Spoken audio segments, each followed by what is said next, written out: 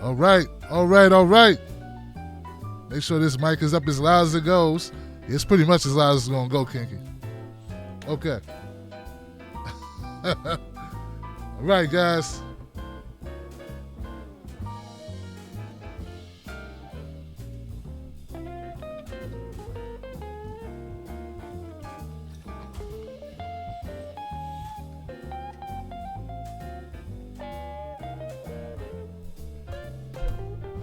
Oh, man, we got to get to it. We got to get to it. We got to get to it, people. How you doing? Oh, okay. Here we go. Do that one, Tim. That ought to do it. Is this thing going on? Okay, hey. Hey, everybody. How you doing? My name is Tim Black. Welcome to the Tim Black at Night Show. Yes, we are back. It looks like we got good volume, but I want to make sure first, guys, before we get started. Let me check my people on Facebook. Boom, boom, boom, boom. Facebook. How's the volume, Facebook? I see okay, I got a thumbs up. I love it. I got a thumbs up sign on the volume. A thumbs up sign on the volume. Maybe it's me not speaking directly into the mic. All right. Kenny. Okay, we got Kenny, Patricia, Adam. Hey, Karen. All right. YouTube's in the house. Okay. Frederick Murphy says he hears me just fine. All right, Kinky. Jonathan. NG. All right, guys. I got a sore throat, so I'm going to have to keep my water bottle present. All right. Who watched the debate tonight? I wonder if you guys watched the debate tonight. I got some news for you. Okay, some of my predictions I made about tonight's debate, the second debate in Miami, Florida, took place. It went down, and I was pretty accurate, I would say. But there was a couple of surprises, and I'm going to tell you all about it. So, we got Bernie Sanders there in the very beginning of this debate. One of the things I noticed is that Bernie Sanders was being treated like the front runner. I think that MSNBC was very comfortable with making Bernie Sanders be the guy they framed questions about. A couple of questions. Democratic socialism. Yeah, they went there. All focused on Bernie Sanders. Then the health care debate. All focused on Bernie Sanders' Medicare for All. It became pretty clear, guys, that the whole reason why we even talking about Medicare for All is because we got Bernie Sanders. Yeah, people need to just go ahead and admit it. If it weren't for Bernie, that wouldn't even be a topic of conversation.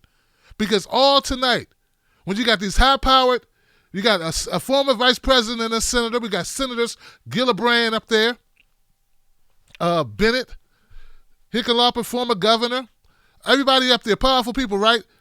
Why weren't they having to be called to account about Medicare for All? Because it's not their idea. It's not their idea. Bernie Sanders, if he didn't birth the idea, he's the one who's championed the idea. Okay, so people need to give Bernie Sanders credit. There would be no Medicare for All conversation in the year 2019 if it weren't for Bernie Sanders making it a formidable part of his plank, his campaign plank, back in 2015 and 2016. I think people need to respect that. You may not respect Bernie Sanders as a person. You may think he's gruff. You may think he's a cranky guy. But you got to respect the fact that the conversation in America has changed because Bernie Sanders ran, because he stood for something. And one of those things is Medicare for All, baby. Question after question. Taking incoming fire from various people on the stage about a plan that would do basically what other countries have been doing. The only country in the westernized world anywhere close to our form of democracy without some type of universal health care coverage. It doesn't make sense. And we got people up there like Hickenlooper. Why is Hickenlooper even on the stage? Is anybody really going to vote for this guy?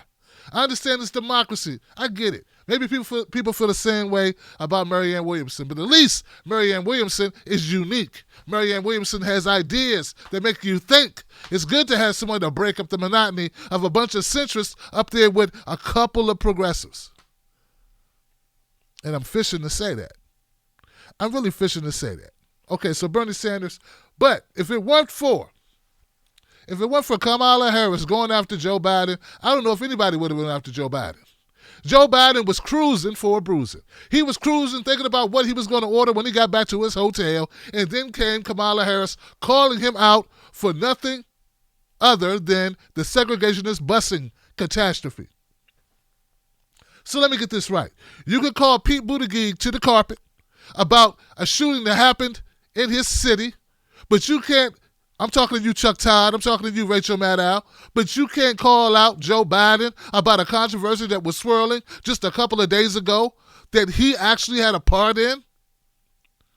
Now, okay, I get it. You don't want to bring up Creepy Joe. I get that. Okay, cool, fine. Let it go. You don't want to bring up Anita Hill. Okay, fine. I get that. Let it go. But the least you can do is question him about the segregationist busing issue. And I got to make one correction. Now, this doesn't mean I'm voting for this person. All I want to do is make it known that this person, because there's a lot of thoughts floating around in the progressive community. One of them is that everybody's a plant and everybody's there just to stop Bernie Sanders. I think we need to stop having that type of conversation, because if you look closely tonight, Kamala Harris is going after Joe Biden like he stole something. Kamala Harris is in it to win it. She's not up there to stop Bernie. She's up here to try to be president, okay? Because if she wasn't, she wouldn't be calling out Joe Biden in the most serious topic of race. As a black woman, black-looking woman, I know her dad is Jamaican and her mother's Indian. I understand that. She look black to everybody else, okay?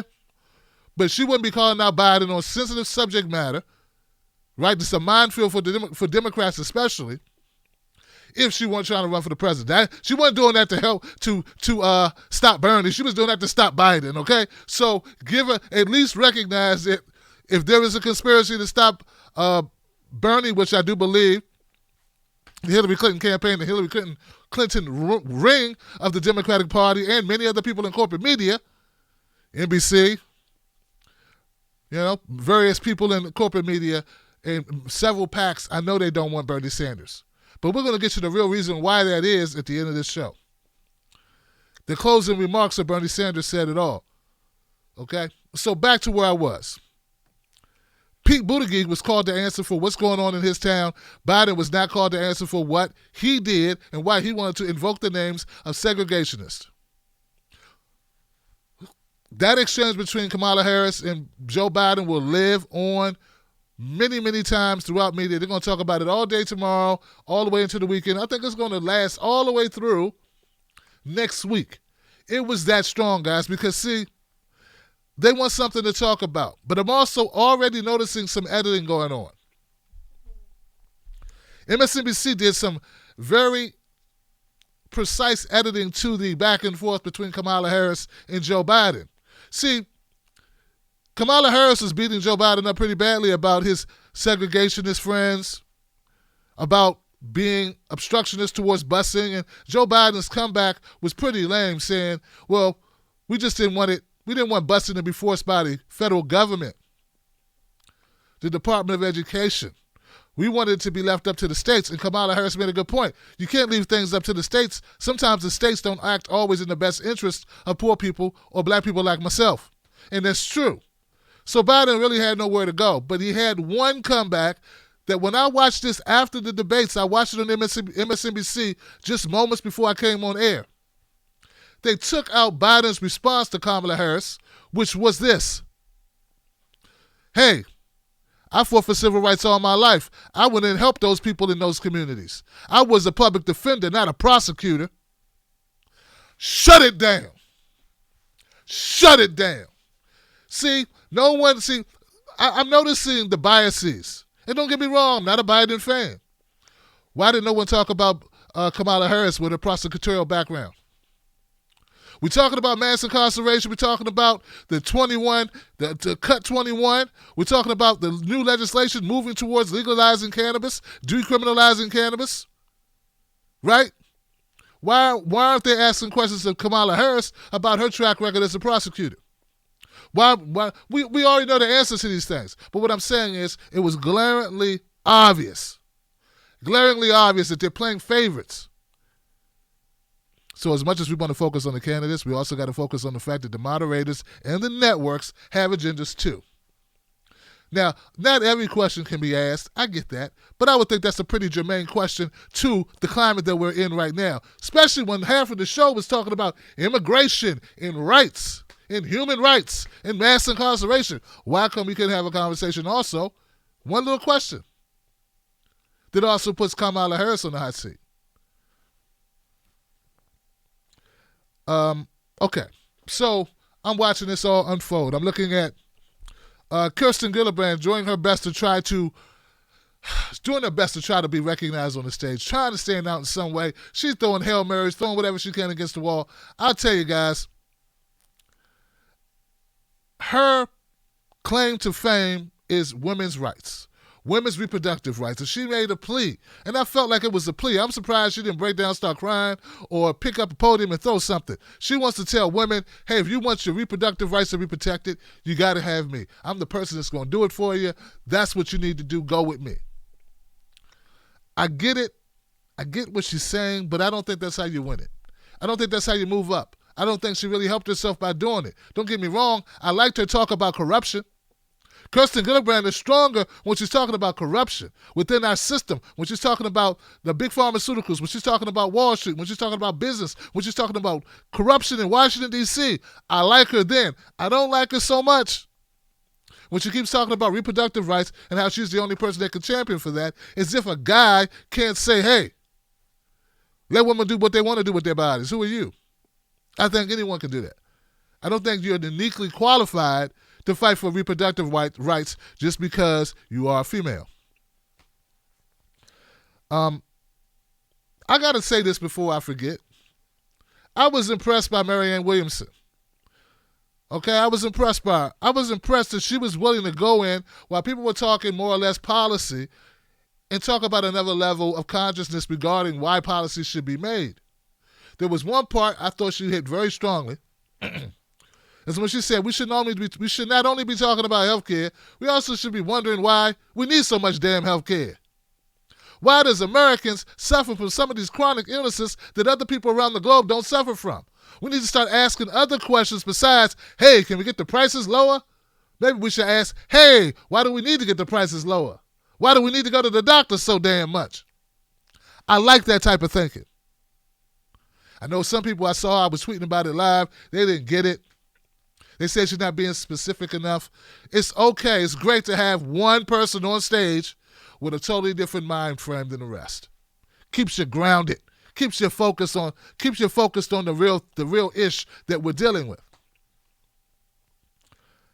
Well, I know it was talk of Andrew Yang. He said he wanted to stand next to Joe Biden because he would want his name to pop up in the search results as, who's the Asian guy standing next to Biden? Well, unfortunately, Andrew Yang did not get his wish. He was standing next to Hickenlooper and Pete Buttigieg, I think it was. And I was also kind of wondering where Andrew Yang was, man. Yeah, I was kind of wondering where Andrew Yang was. Look, I was kind of hard on him in the video because I thought he wasn't taking things as seriously as he should have took them. And so this time coming out earlier today, I said, you know what? Andrew Yang's going to come out. He's going to be himself. Maybe I was being too hard on him. He's going to be himself. He's going to get his digs in. He's going to be charismatic. He looks very comfortable on stage. And hey, look, to me, he looked tight. He looked worried. He looked nervous. I don't think that Andrew Yang was in his element tonight. Sure, he routed off the percentages and the calculations and the number of jobs will be burnt off by, artificial intelligence and robotics. He talked about that, but it wasn't the same. It wasn't the same Andrew Yang. There were no jokes about being the only Asian guy on stage, not even in his closer. He wasn't the same guy he was on Bill Maher. I'm sure the Yang gang won't like that, but it's a reality, and I'm here to call it as I see it. Maybe we disagree. I'm just saying, I was used to quirky, punchy Andrew Yang, and I got a guy who, I don't know who that guy was. And I think if he looks at the tape again, I think he would agree with me. But, hey, I'm not saying it's easy to be on a stage like that. I'm not saying that at all. I've been on stages, but never with the whole world watching. So I don't want to be hard on him. I don't want to be hard on him because I don't think he did. First of all, he didn't do the worst. He wasn't the worst. He just wasn't Andrew Yang. Okay. Somebody please tell me who this Michael Bennett guy is. And why is he such a tool? Yeah, man, there should be a rule. If nobody knows who you are, you should at least try to be likable. Michael Bennett is no Lincoln Chafee. Lincoln Chafee was likable. People are like, who the hell is Lincoln Chafee? Who's that? Who's that guy? Yeah, man. Look, look. If you don't like Medicare for All, which is very clear that Michael Bennett does not like Medicare for All, at least you could do is have another idea. The idea should not be burn down Medicare for All and get that idea out of here, but come up with something better. And don't just tell me we need to keep freaking Obamacare. There are people still uninsured. It's a half measure, and it's a payoff. It's a buyback for the insurance companies. They make out, we don't. We still pay more than any other industrialized country and get less than the best treatment, far less than the best treatment. So unless you got a solution for that, you can stop taking the crap on Medicare for All as an idea. And Hickenlooper, what is up with you and this issue with socialism?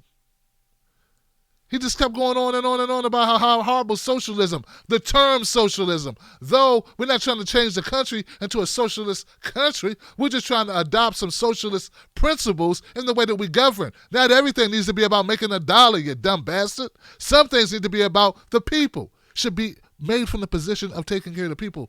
It's part of your family. It's part of the community. Not just, how rich can we get? How rich can we get, Hickenlooper? It's just... I'm just wondering where these people come from, man. Oh, that's right. Colorado, right?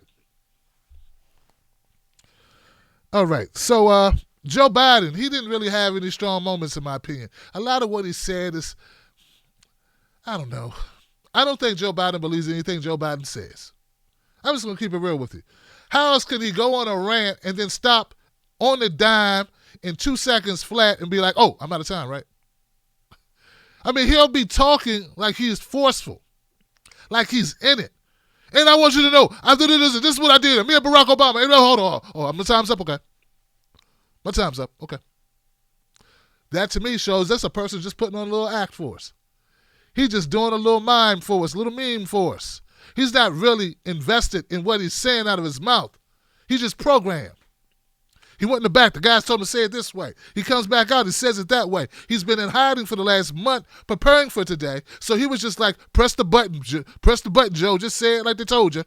Press the button, Joe. Just say it like they told you. 1 potato, 2 potato, 3 potato, 4 potato, 5 potato. 1 potato, 2 potato, 3 potato, 4 potato, 5 potato. That's the guy you want to be your president, huh? I don't think so. Pete Buttigieg is against free college. He's against free college, guys. Now, listen to the reason why he's against free college. Pete Buttigieg said he don't want billionaires' kids getting free college. Hey, Pete, first of all, Wall Street taxes are going to pay for free college. Second of all, billionaires' kids don't go to the community college, dumbass. I don't care how much money they can save. You just saw the Hollywood wives getting in trouble, right? They wasn't sending their kids to no community college. They were sending their kids to colleges that cost real money, like Princeton. Look, if you're going to be against something, I get it, but at least be against it in a genuine way. Your way, that whole conversation, that don't make any sense at all. Now, there was a guy up there by the name of Swalwell. I didn't know who he was until tonight. Eric Swalwell, right? Turns out he's a guy who talks about post-traumatic stress disorder, okay? Mental health, okay? So I kept getting him and Bennett mixed up.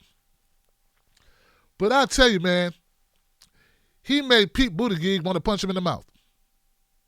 See, when they brought up Pete Buttigieg in South Bend and a black man who was shot by a cop who notoriously, just so happens, did not have his body cam activated when he shot a man to death, Swalwell told Pete Buttigieg, hey, man, why didn't you just fire the police chief and fire the cop? Then shouldn't they have their body cameras on?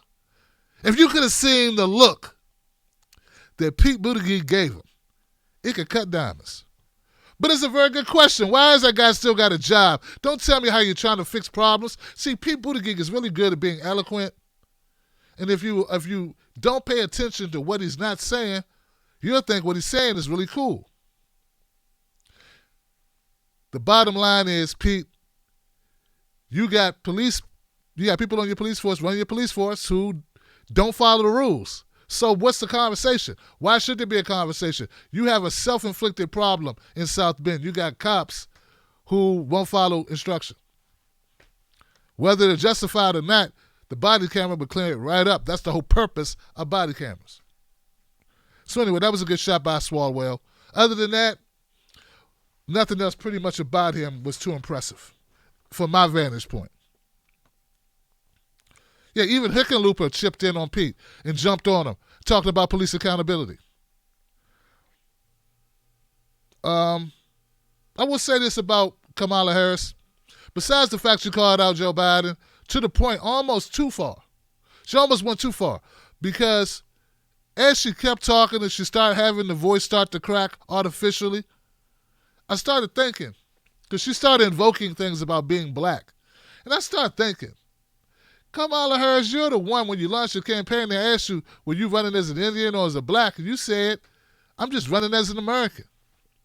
See, you don't get to choose when you want to be black. That's part of being black. I'm black all the time. I'm black when I wake up. I'm black when I go to sleep. I'm black when I pick my kids up from daycare. I'm black when I run to the store at midnight or late at night to pick up a Coke, a soda or something. I'm black all the time. I don't get to decide when I'm black. You don't get to decide when you black either. You don't get to just be black because it hurts Joe Biden. You're supposed to be black all the time or be black none of the time. I'm cool with it either way, but you're going to have to pick a color. Her words, not mine. Her words, not mine. So, guys, let's get to closing statements. My throat is killing me. Oh, they talked about guns. and look, I don't want you to think that I don't recognize the talent that Pete Buttigieg or Buttigieg has. He has talent. Very well-spoken guy. He had one statement that was so good, I wrote it down. He said, if more guns made us safer, we'd be the safest country on earth. I like that. It's not a solution, but it sounds good, which is much like my complaints about Pete. It's not a solution, but it sounds good. Biden says he would bring home soldiers from Afghanistan. Look, Bernie Sanders was good in the beginning, but then he kind of faltered. He kind of did a fallback, and I didn't like it. He should have stayed aggressive, okay? But there was a lot of yelling on the stage. There was no yelling like this in yesterday's debate. Yeah, there was a lot of crossfire. It was crazy. At one point, Kamala Harris had to break him up. At one point, the top cop had to play cop again. She said, hey, the American people didn't tune in to watch a food fight. The American people want to know, can you help them put some food on the table? And then everybody clapped. And then she went on to do word salad. So she gave us some word salad to put on that table. But it was a good one-liner, though. It was good. So anyway, Bernie Sanders should have stayed more aggressive with Biden. He was a couple of times. Like, he called out the fact that Joe Biden, he voted for the Iraq War. But he left out a lot of stuff he could have went at Biden about. Because Biden was like, well, listen right here. And, he's doing all this. I'm like, Bernie, hit his ass, man. Biden keeps taking credit for Obama administration. Fine. Let him take credit. Answer this, Biden. Yemen. Yemen, brother. Why are we helping Saudi Arabia and Yemen? See, Bernie has legislation to end that. Also, Biden, you're a part of an administration that dropped more bombs in his first term on the first year than Bush dropped in his whole term. Obama dropped so many bombs, he ran out of bombs. But now you want to come up here and talk about how you were always on the right side of war? No, you were always at war. In fact, the Obama administration was at war every second of every day of its administration. That's reality. And Bernie could have hit him harder, and he didn't, and he should have, and I know he knows. We all know it. If I know it, Bernie knows it. Something about Swalwell did bother me, and I just remember what it was. He kept bringing up generational.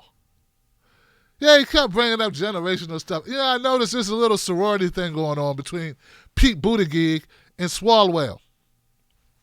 But I guess Swalwell, thought he could get a little mileage out of saying, hey, I'm young. You're young. Let's go play Call of Duty. Pete don't want to play Call of Duty. He got a friend to do that. He don't need you, Swalwell. You're too low in the rankings. He doesn't associate with guys who are polling at -2%. But Bernie Sanders and both Bernie Sanders and Joe Biden and Marianne Williamson took exception to Swalwell with the generational digs, because he did it a couple of times, talking about what the world really needs is just young people. Now, we need young people, that's true, but we need young, smart people. I'm not so sure you're a part of that group. Youth by itself is not as, helpful as you think. There's a saying, a lot of young people are dead. A lot of old people walking around, a lot of young people die early because they're stupid. Anyway, point of fact is, you don't get old being no fool. That's the comment. That's the statement, okay? So, Bennett says he wants to bring people together with no empty promises. That was his closing statement. He wants to bring people together with no broken promises. Yeah, once again, that's because he thinks that Medicare for all is an empty promise. Yeah, more about what we can't do. His closing statement is about what we can't do, not about what we can do. Platitudes, platitudes, platitudes. Williamson talked about insider politics is toxic. And she said we can defeat Donald Trump with big ideas, not bigotry. Which I love it in the philosophical context. I just don't know how you apply it. In a country that's built on bigotry and sexism and all the other isms. Hickenlooper, he painted a picture of Colorado that was so pristine it made me want to move to Colorado. He said the marijuana is legal. They got green energy. Women control their reproductive rights. Sounds great. Then I read the fine print that said, no blacks allowed. I'm like, hold on, man. Oh, man, I was almost going to pack up, move. Joking. Gillibrand. Her closing statement was women's rights. Get me to fight for women's rights. Yang, the guy froze up. Andrew Yang had no funny closer. Yang gang, you need to get Andrew Yang to the next debate because we need to see the real Andrew Yang. All right, I'm going to leave that there. I'm going to leave it there. Harris, she ended with this: we need to prosecute Donald Trump. She knows how to prosecute Donald Trump out of the White House. She doesn't mean impeachment. She means beat him at the ballot box. I like that line of thinking. That's what needs to happen.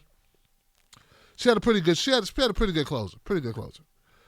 Buttigieg had a compelling closer. He was selling it. Problem is, I need to hear, people keep saying, go to the website. Go to the website for Pete Buttigieg. Okay? Hey, look. When I'm listening to a debate, I want to hear some of your cornerstone policies. I want to hear something you hang your hat on. He talked about stuff, but what policies was he really vocal on achieving? He didn't talk about those tonight. You got to find a way to wedge that in there, Buttigieg.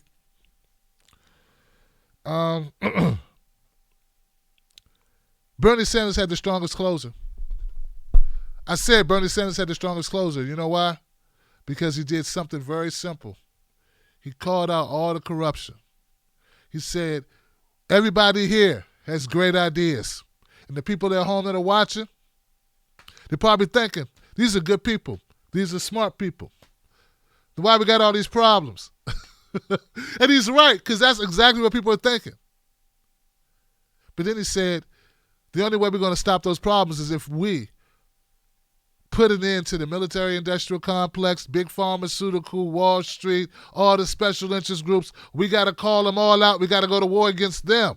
And that, folks, is really why Bernie Sanders gets railroaded and rigged and thrown to the side and blacked out and disrespected, because he called out every major industry in the country. Bernie doesn't waste time going after the disenfranchised, right? He doesn't go after low-hanging fruit. He go right at the money source, and I love it.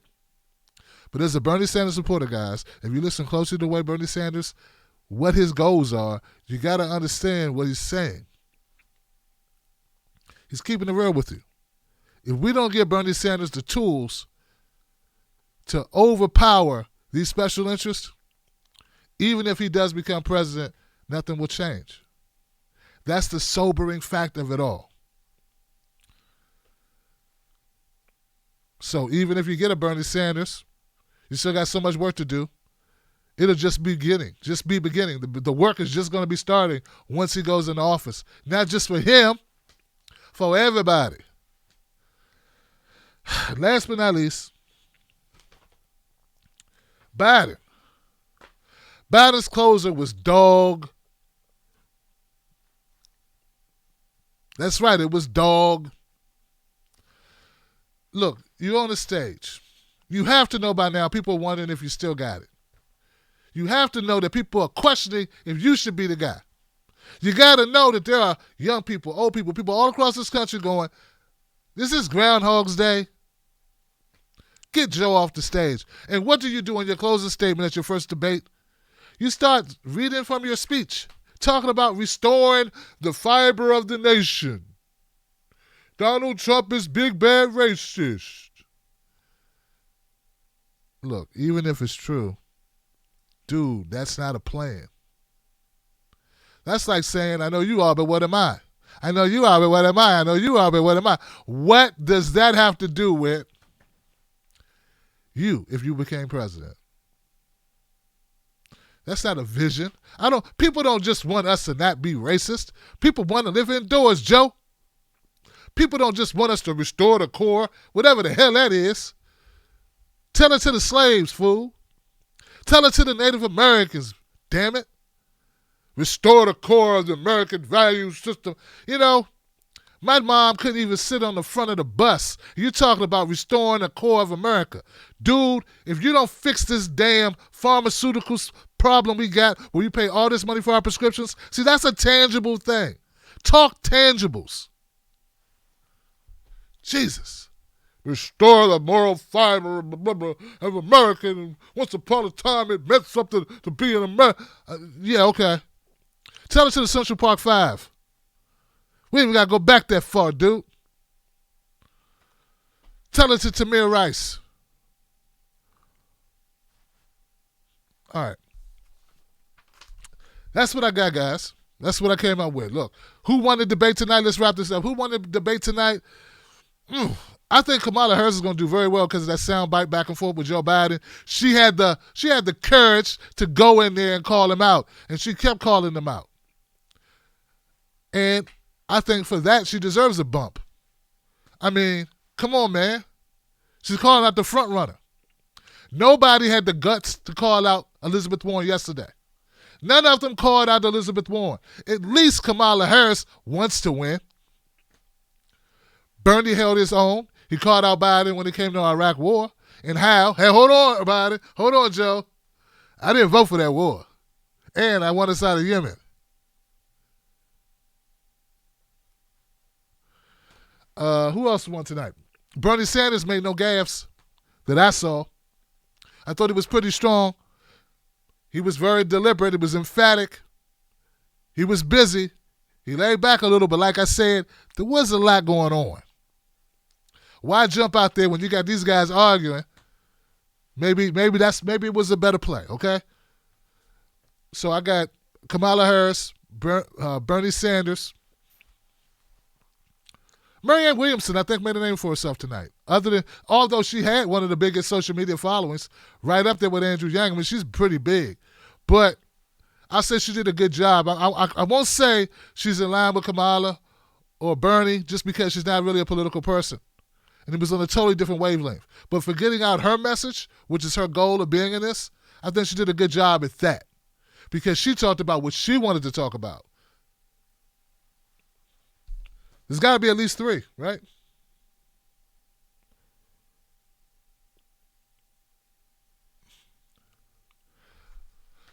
I would say Buttigieg and Gillibrand did about the same, but yeah. I think Buttigieg by a hair. Buttigieg by a hair. Okay, who didn't do so hot?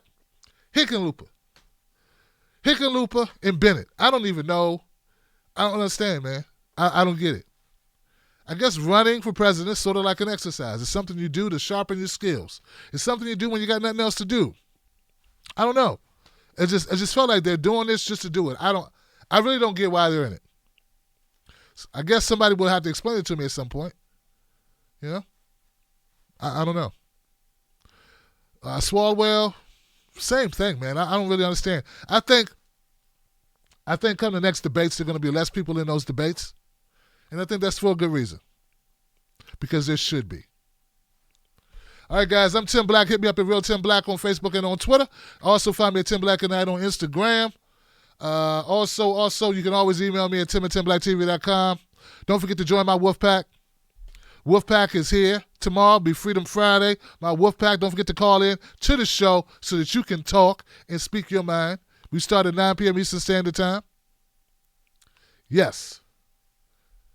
And it is what it is, guys. Interesting, guys. Very interesting. Don't forget to join us on Patreon as well. $5 a month gets you a Wolfpack membership. And that gets you primary interest. First eyes on everything I do. Direct links to everything I do and special stuff that I don't release to the rest of the world. Just to you guys. Tonight's biggest loser to me would be the American people. Because if you did not watch the whole debate and you did not listen to what Bernie Sanders said at the end to close this debate, if you didn't listen to that part, if you ran to the bathroom or got in an argument with your significant other or you had to walk the doggy, you would have missed out on the fundamental truth about this country. And that is, unless we get rid of special interest groups, unless we overturn Citizens United and we put the power back into the hands of the people, nothing we do on this stage is going to matter at all. You may not like that. You can blame Trump all you want. Oh, and one last thing. Andrew Yang, man, he went for the Russia garbage. I almost forgot that, Yang Gang. Why come nobody told me that Yang was on the Russia tip? Couldn't believe it, man. First the Fat Boys break up and now this. Hey, Andrew Yang, Russia didn't steal our democracy. Citizens United did. Peace.